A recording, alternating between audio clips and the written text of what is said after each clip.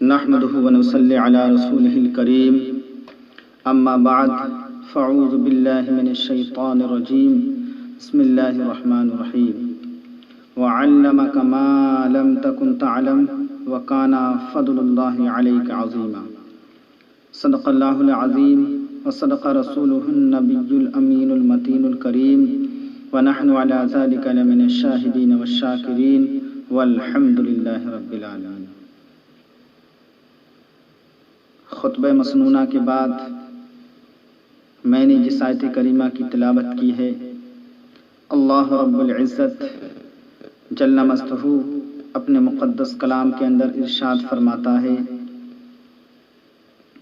وَعَلَّمَكَ مَا لَمْ تَكُنْ تَعْلَمُ، وَعَلَّمَكَ اے حبیب میں نے آپ کو سکھا دیا، مَا لَمْ تَكُنْ تَعْلَمُ جو آپ نہیں جانتے تھے، وَكَانَ فَضْلُ اللَّهِ عَلَيْكَ عَظِيمًا اور یہ آپ پر اللہ کا بہت بڑا فضل ہے۔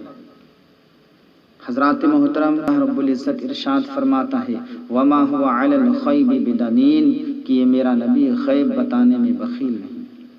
حضرات محترم، یہ چند قرآن پاک کی آیتیں میں نے آپ کی سماعتوں کے حوالے پیش کی ہیں کہ اللہ نے اپنے حبیب کو بے شمار علوم عطا فرمائے ہیں۔ قرآن پاک سے اس کا ثبوت ہے کہ علمک ما لم تکن تعلم کہ حبیب میں نے آپ کو سکھا دیا جو آپ نہیں جانتے تھے۔ اب اس آیت مبارکہ سے پتہ چلتا ہے اور جو دوسری آیتیں پڑھیں اس سے پتہ چلتا ہے کہ اللہ نے اپنے حبیب کو علم غیب عطا فرمایا۔ کچھ لوگ اس بات کے منکر ہیں، انکار کرتے ہیں کہ اللہ نے اپنے حبیب کو علم غیب نہیں عطا فرمایا، یا کہتے بھی ہیں تو کہتے ہیں کہ چند چیزوں کا علم غیب عطا فرمایا، لیکن قرآن خود کہتا ہے اے حبیب میں نے آپ کو سکھا دیا جو آپ نہیں جانتے تھے۔ تو حضور کو جن جن چیزوں کا علم نہیں تھا اللہ نے ان چیزوں کا اپنے حبیب کو علم غیب عطا فرمایا۔ اب اگر کوئی شخص تخصیص کرے کہ اللہ کے حبیب کو اس کا علم نہیں ہے یا اللہ کے حبیب کو اس کا علم نہیں ہے تو اس کا یہ کہنا بیکار اور باطل ہے، اس لیے کہ اللہ نے اپنے حبیب کو علوم غیبیہ عطا فرمائے ہیں، حبیب کو علوم غیبیہ عطا فرمائے ہیں۔ کیا اس کا ذکر حدیث پاک میں ملتا ہے؟ کیا حدیث پاک کے اندر اس کا ذکر ہے کہ اللہ نے اپنے حبیب کو قرآن عظیم کے عظیم نعمت سے مالا مال فرمایا؟ آئیے حدیث کی روشنی میں چلتے ہیں۔ اللہ کے حبیب قال رسول اللہ صلی اللہ تعالی علیہ وسلم لیلۃ المعراج قطرت فی حلقی قطرۃ فعلمت کان وما یکون۔ حضور فرماتے ہیں شب معراج میری حلق میں ایک ایسا قطرہ ڈالا گیا تو میں نے جان لیا کانا وما یکون، اور کانا وما یکون کا مطلب ہے جو ہو چکا اور جو قیامت تک ہونے والا ہے، اللہ نے اس کا علوم اپنے حبیب کو عطا فرما دیا۔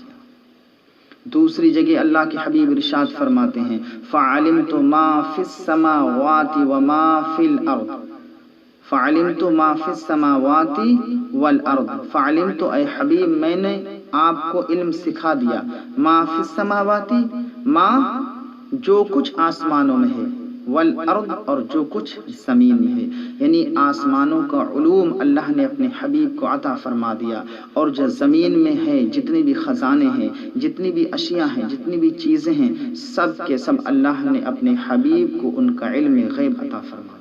حضور فرماتے ہیں ان اللہ تعالی قد رفع لی الدنیا فانا انظر الیہا والی ما هو کائن فیہا الی یوم القیامت کانما انظر الی کفی ہذہ۔ اے لوگو، اللہ نے میرے لیے ساری کائنات کو اس طرح ظاہر فرما دیا کہ میں قیامت تک ہونے والے ہر واقعے کو اس طرح سے دیکھ رہا ہوں جیسے مجھے اپنے ہاتھ کی ہتھیلی نظر آ رہی ہے۔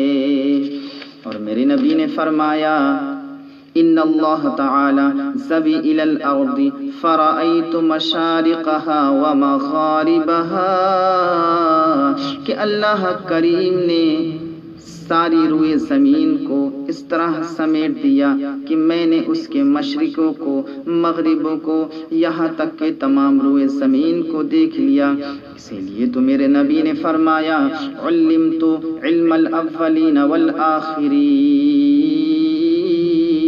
کہ اللہ کریم نے مجھے اول کا علم بھی دے دیا ہے، مجھے آخر کا علم بھی دے دیا ہے، مجھے زمین کا علم بھی دے دیا ہے، مجھے آسمانوں کا علم بھی دے دیا ہے، مجھے مشرق کا علم بھی دے دیا ہے، مجھے مغرب کا علم بھی دے دیا ہے، مجھے شمال کا علم بھی دے دیا ہے، مجھے جنوب کا علم بھی دے دیا ہے۔ اور ایک مقام پر میرے آقا فرماتے ہیں اوتیت مفاتیح خزائن الارض، مجھ کو زمین کے خزانوں کی کنجیاں دے دی گئیں۔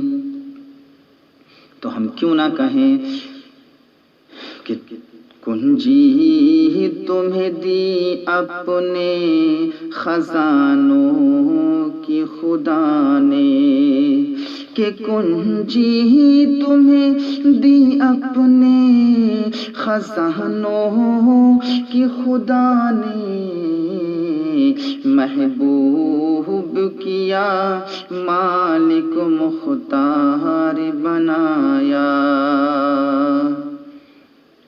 یہ تو میرے مصطفیٰ کریم کی بات تھی جو میں نے آپ کے سامنے پیش کی۔